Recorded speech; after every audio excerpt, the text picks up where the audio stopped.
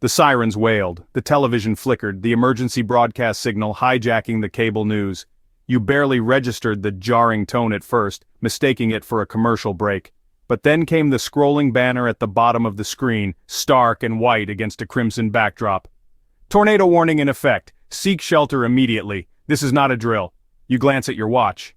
8:02 p.m. Just 10 minutes ago you were helping your daughter with her math homework, the evening stretching out before you, mundane and familiar.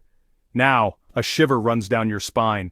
The wind howls outside, no longer the gentle breeze of a summer night, but something fiercer, more insistent. Your wife rushes into the room, her face pale. "Did you hear that?" she asks, her voice tight with anxiety. You nod, your mind already racing. This is it. The moment you've planned for, drilled for, but always prayed would never come. You have a choice to make, one that could mean the difference between life and death. Stay or go. The decision weighs heavily on your shoulders. You think of the basement, the safest place in the house, stocked with emergency supplies, water, and blankets. But you also think of the car, the possibility of driving away from the storm's path. You quickly gather your thoughts, remembering the emergency bag you packed months ago. It contains essentials, flashlights, batteries, a first aid kit, and non-perishable food. You grab it, your hands shaking slightly. "To the basement," you say firmly, your voice steady despite the fear gnawing at your insides.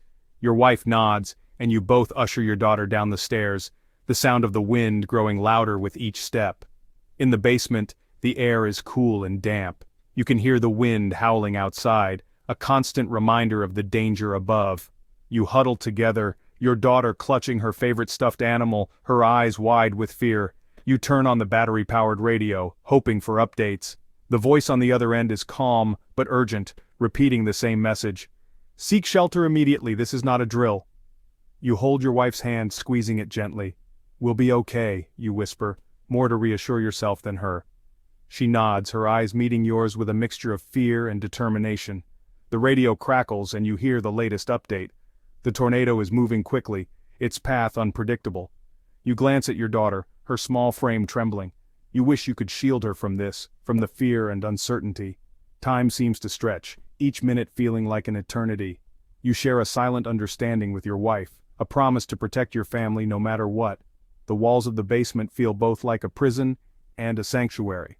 The minutes tick by slowly, each second marked by the relentless ticking of the clock. You try to stay calm, to keep your mind focused on the present, but it's hard not to think about what might happen next. The storm rages on outside, the wind howling like a wild beast. You listen intently, waiting for any sign that it might be over. The tension in the room is palpable, each of you lost in your own thoughts. Finally, after what feels like an eternity, the wind begins to die down. You wait a few more minutes just to be sure before cautiously making your way back upstairs. The house is eerily quiet, the aftermath of the storm leaving a heavy silence in its wake. You step outside, the air fresh and cool. The neighborhood is a mess, debris scattered everywhere, but you feel a sense of relief. You made it through the storm, together. You hug your wife and daughter tightly, grateful for their safety. The sirens may have wailed, but you faced the storm head-on and came out the other side, stronger, united. As the sky begins to clear, you take a deep breath, feeling a renewed sense of hope. The storm has passed, but the strength of your family remains unshaken and resilient. You walk back into the house ready to face whatever comes next, because no matter what, you know you can weather any storm, together. 10 minutes to midnight. The final countdown begins, and every second is a heartbeat echoing the urgency of the moment. Disaster doesn't wait for you to be ready. It strikes without warning, leaving chaos in its wake. It arrives unannounced, a thief in the night, stealing your peace and demanding immediate action. The tranquility of your world is shattered in an instant. In those first crucial minutes, panic can be your worst enemy. The mind races, the heart pounds, and clarity becomes a rare commodity. Your survival hinges on swift, decisive action. Every choice you make in these moments can mean the difference between life and death. Those first 10 minutes are not the time for deliberation. They are the time for execution. Hesitation can cost you dearly. Your pre-made plan is your lifeline. It's the blueprint that guides you through the chaos, providing a clear path when everything else is uncertain. This isn't about leisurely packing a suitcase. It's about grabbing the essentials, the things that will keep you alive and safe. This is about survival instinct kicking in. Every second counts. Your senses heighten, your focus sharpens, and you move with purpose. Each tick of the clock brings the danger closer. The relentless march of time waits for no one. You must assess, decide, and act, all before that 10-minute window slams shut. In those fleeting moments, your actions define your fate. The clock is ticking and the world is watching. Will you be ready when the moment comes? Reading the danger signs. Disasters rarely announce themselves with a booming voice and a theatrical flourish. They don't come with a grand entrance or a dramatic warning. Instead, they often creep up on us, quietly and subtly. More often, they whisper, offering subtle clues, urging you to pay attention. A darkening sky, an unusual stillness in the air, or a sudden drop in temperature can all be signs that something is amiss. The key is to recognize these early warning signs and act before it's too late. Is the power flickering? A flickering light might seem like a minor inconvenience, but it could be a sign of a larger problem, like an impending storm or a power grid issue. Are emergency vehicles racing through your usually quiet neighborhood? The sight of fire trucks and police cars speeding by is not just a spectacle, it's a signal that something serious is happening nearby.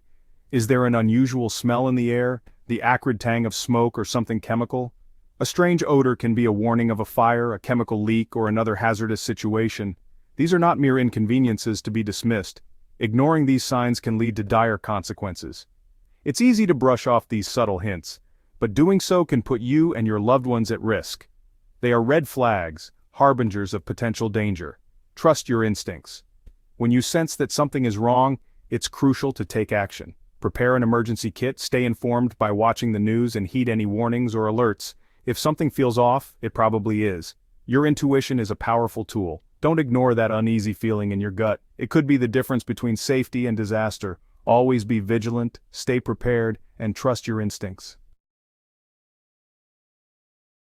The fortification mindset, bugging in. Bugging in means transforming your home into a sanctuary, a fortress against the storm raging outside. It means securing your property, gathering your supplies, and hunkering down until the danger has passed. Start with the basics. Lock all doors and windows, draw your curtains, and move away from any glass. Gather your emergency supplies: water, food, flashlights, a first aid kit, and a battery-powered radio. If you have a designated safe room, now is the time to use it. Stay informed by monitoring the situation through your radio or other communication devices. Sometimes staying put is not an option. If the danger is too great, if your home is compromised, bugging out, evacuating to a safer location becomes your only choice. This is where your bug-out bag comes into play. It should be packed and ready to go at a moment's notice, containing essentials like food, water, clothing, shelter, first aid supplies, and important documents. Know your evacuation route and have alternative routes planned in case your primary path is blocked. Paralysis by analysis, the peril of indecision. In a crisis, hesitation can be deadly. The longer you wait, the fewer options you have. While careful consideration is important, don't let it paralyze you into inaction. The clock is ticking. Trust your gut. You've planned for this. You've trained for this. Now is the time to act on your instincts.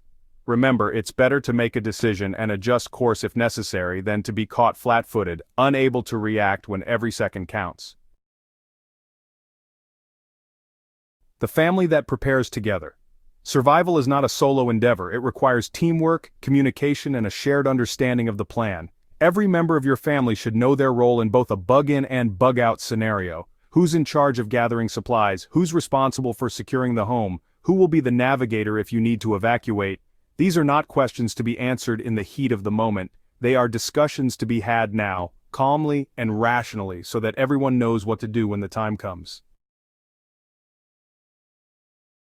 Practice makes perfect. Rehearsing your survival plan. A plan on paper is useless if it's never been put into practice. Regularly rehearse your bug-in and bug-out procedures with your family. Stage mock evacuations, time yourselves, and identify any weaknesses in your plan. Treat these drills with the seriousness they deserve. The more familiar you are with the procedures, the smoother and more effective your response will be when a real crisis hits. No time for second-guessing. The sirens wail, a chilling soundtrack to the unfolding chaos. The wind howls, a ravenous beast clawing at your door. Fear threatens to consume you, but you push it down, clinging to the lifeline of your preparation. This is not the time for doubt. You've made your decision, bug in or bug out, and now you must execute it with unwavering resolve. Your life and the lives of your loved ones depend on it. Remember, the first 10 minutes are crucial. Be prepared, be decisive, and above all, be ready to act.